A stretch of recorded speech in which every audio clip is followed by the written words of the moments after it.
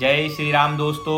आप कई वर्षों से बाहर रह रहे हैं। आपके पूर्वजों ने जो मूल स्थान है आपका वो कई वर्षों पूर्व ही छोड़ दिया है। अब इसकी वजह से कई समस्याएं उत्पन्न हो जाती है। मेरे पास नियमित रूप से बहुत लोग आते हैं। कुंडली विश्लेषण से भी हमें प्राप्त होता है, कई समस्याओं से वो जूझ रहे हैं। उनको पता ही नहीं है कि उनकी कुलदेवी कौन है, उनके इष्ट देवता, उनके ग्राम देवता कौन है, क्योंकि उनको किसी कारणवश उनके पूर्वजों ने स्थान छोड़ दिया या वो भी बहुत सालों से बाहर रह रहे हैं। तो दोस्तों आज हम इस विषय पर चर्चा करेंगे।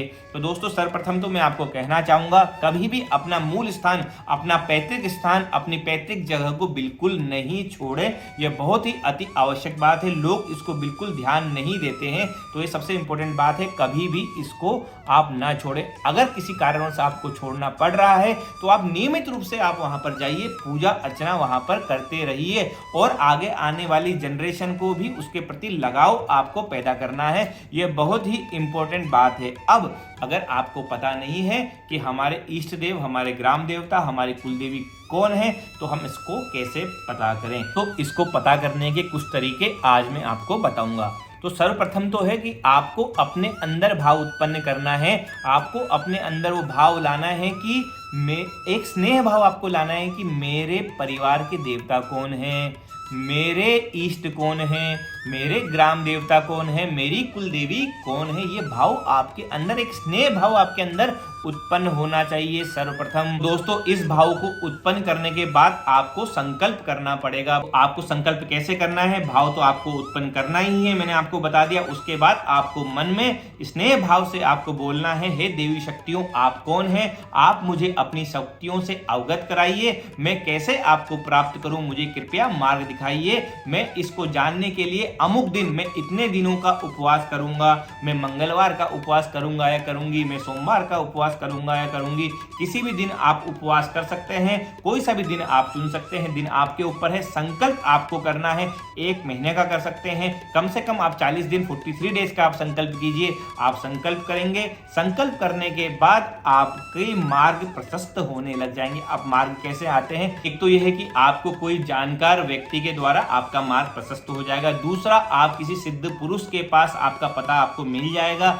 या आप जा सकते हैं। वो सिद्ध पुरुष हमने भी देखे हैं, कुछ इस प्रकार के सिद्ध पुरुष है। लेकिन हाँ दोस्तों, आजकल आपको सावधान भी होना है। बहुत प्रकार के सिद्ध पुरुष, ये प्रकार एक कमर्शियल बिजनेस भी हो चुका है। लेकिन कुछ जेन्युइन सिद्ध पुरुष आज भी हैं।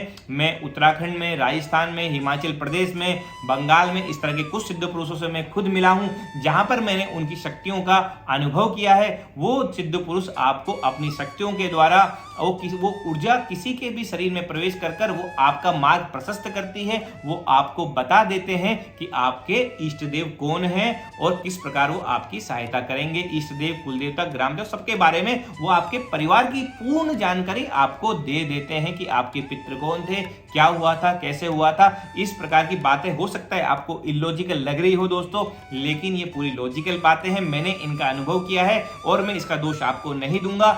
जब आपको अनुभव हो जाएगा, जब इसका ज्ञान आपको हो जाएगा, आप मेरी बातें समझ जाएंगे। ज्योतिष शास्त्र के अंदर भी विभिन्न स्कंदों में इस बारे में जानकारी दी गई है।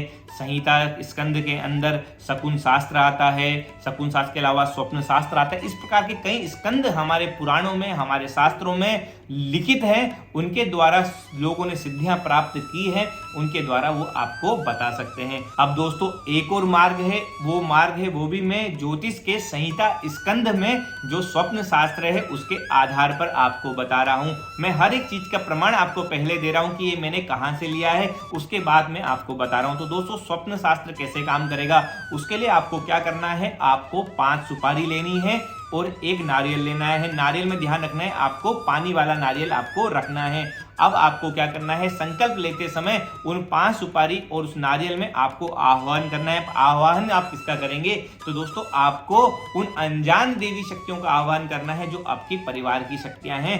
आप उन शक्तियों का आह्वान कीजिए, हे शक्तियों आप कौन सी वो शक्तियां हैं जिनके बारे में मुझे पता नहीं है, मैं जानना चाहता हूं आपको।